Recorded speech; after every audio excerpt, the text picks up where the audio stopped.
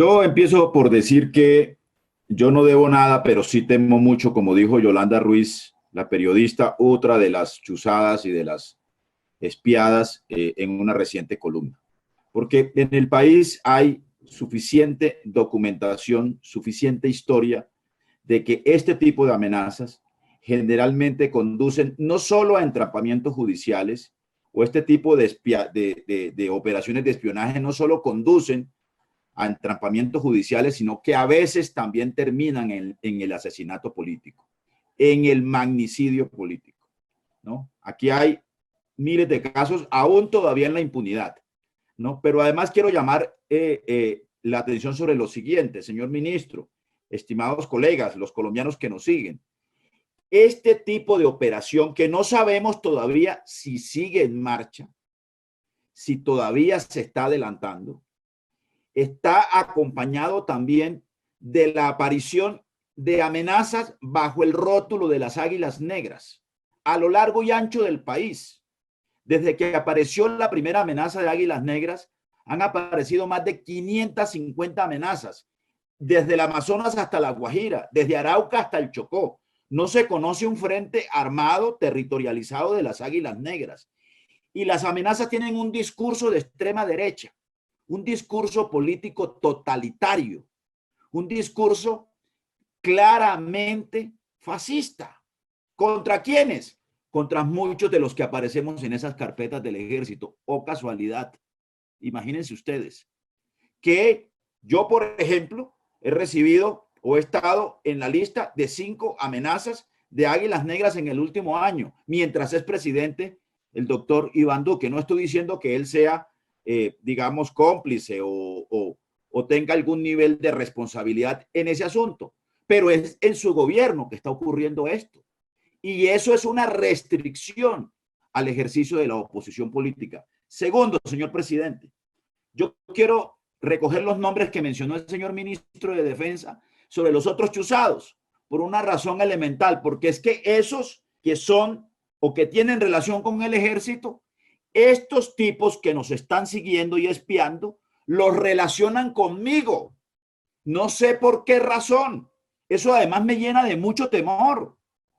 No sé cuál es la lógica que, por ejemplo, el capitán retirado César Castaño lo relacionen conmigo. Ahí está la publicación de semana y están las carpetas y en las UCBs, en las USBs y en los archivos magnéticos y en los archivos informáticos que tiene la Procuraduría y que están en el informe de Policía Judicial que la Procuraduría acaba de enviar a la Corte Suprema de Justicia y a la Fiscalía. Ya no solo es una información de prensa, ya no solo es una publicación amarillista, ni es un señalamiento político irresponsable y prejuiciado. Doctor Macías, no señor, esto ya tiene, digamos, soporte desde el punto de vista técnico investigativo. El señor Javier Hernando Restrepo Henao, del Comité de Amigos de la Policía en Barranquilla, aparece relacionado conmigo. El señor Walter Barbosa, corresponsal de guerra del ejército, aparece relacionado conmigo. La señora Tania Rodríguez, asesora de investigación de la Escuela de Inteligencia y Contrainteligencia, la ponen en relación conmigo. El señor Juan Carlos Salazar Tobón, oficial del ejército en retiro, lo relacionan conmigo. Y el señor Pedro Soto, el que reivindican como militante del Centro Democrático, no tengo ningún nivel de relación política ni personal con el señor, no lo conozco, sargento mayor retirado, candidato o excandidato al Consejo por el Centro Democrático en Barranquilla. ¿Por qué lo relacionan conmigo? Le dejo esa pregunta, señor ministro, porque además le hemos pedido con Angélica Lozano y con los otros colegas que somos víctimas de este espionaje que nos entreguen la lista de los 130. Allá esos oficiales de inteligencia que usted tenía en el ejército tienen la lista. Queremos la lista. Tercero, señor presidente, discúlpeme que me extienda un poquito, pero tenemos el temor y por eso reclamamos garantía de no repetición. Tenemos el temor de que aquí no exista garantía de no repetición como ha ocurrido en el pasado. Y por eso estamos diciendo, esto no es un asunto individual de unos generales o de unos oficiales. Es que ya, según las propias cuentas de usted, ministro, estamos hablando de cerca de 40 oficiales que han sido removidos de los cuerpos de inteligencia del ejército ¿En manos de quién estábamos? Y lo estamos diciendo en defensa del ejército y de las Fuerzas Armadas. Nosotros defendemos el monopolio de la fuerza en manos de la policía y del ejército, claro que sí. Y por esa razón les exigimos acatamiento pleno de los estándares de derechos humanos y respeto al ejercicio de la oposición, que es un pilar democrático, como también lo es el monopolio de la fuerza. Y entonces queremos, señor ministro, señor gobierno, garantías de no repetición, porque si no actuamos con la dimensión que este asunto merece, pues aquí se van a repetir los hechos, como se repitió en el caso de Andrómeda, como se repitió en el caso de las chuzadas del DAS, casi que con protagonistas similares. Por eso yo estaba hablando aquí del doctor Gonzalo García, del general Gonzalo García. ¿Quién responde políticamente por ese nombramiento? ¿Quién responde por el nombramiento políticamente del señor brigadier general Eduardo Quiroz Chaparro, quien tenía a cargo nada más y nada menos que la unidad élite encargada de detectar uniformados vinculados con irregularidades y que, según se dice, era el que estaba ofreciendo dinero para que entregaran los nombres de quienes filtraron la información de las directivas que nos abría la posibilidad de nuevo de los falsos positivos?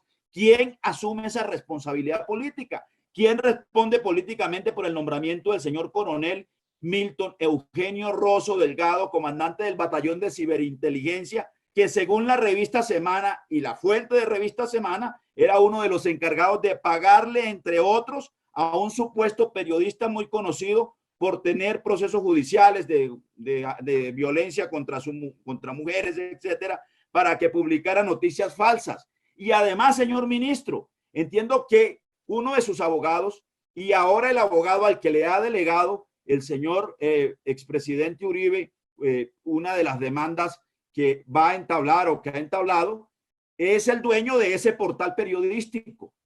Y entonces, ¿quién asume esa responsabilidad política?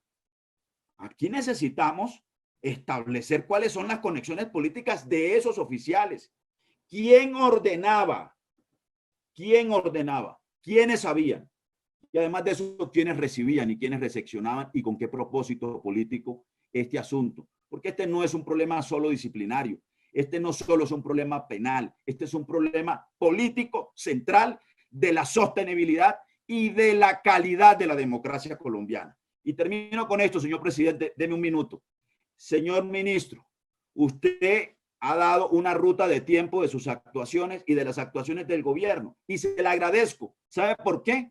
Porque confirma nuestra ruta de tiempo y mi afirmación. El presidente sabía, la Casa de Nariño sabía, porque se lo informamos desde el 6 de julio. Y usted, según sus cuentas y su ruta de tiempo, empezó a actuar desde diciembre del 2019. Nosotros desde julio. Y desde julio, el DAPRE de la presidencia, que entiendo que es un organismo adscrito al presidente de la República, nos decían que no pasaba nada, que no estaba ocurriendo nada. Hay una junta de inteligencia que está arreglada en la ley de inteligencia y contrainteligencia. Y entonces el señor director nacional de inteligencia no fue capaz de compartir esta información y esta denuncia de 3 senadores con los organismos de inteligencia de todas las fuerzas, del ejército, de la armada, de la fuerza aérea. Ahí estaba sentado el señor Gonzalo García Luna. Y entonces nadie le preguntó, nadie sabía. Entonces el señor presidente, que es el comandante de las fuerzas militares, no sabe qué ocurre en sus fuerzas militares.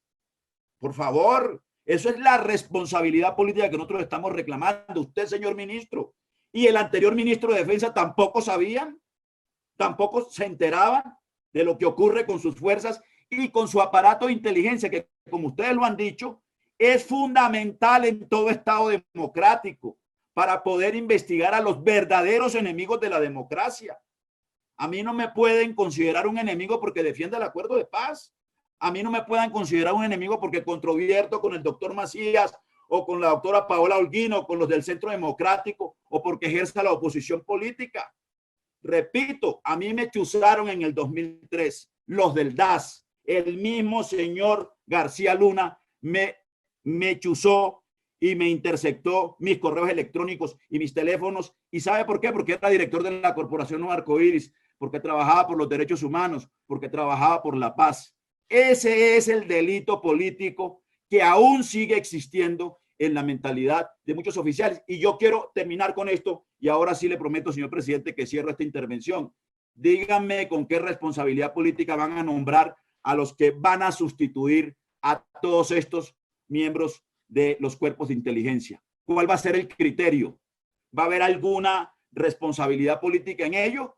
¿O a la vuelta de un año vamos a salir diciendo los llamamos a calificar servicio porque nos equivocamos? No, no repetición, señor ministro. No repetición, señor presidente Duque.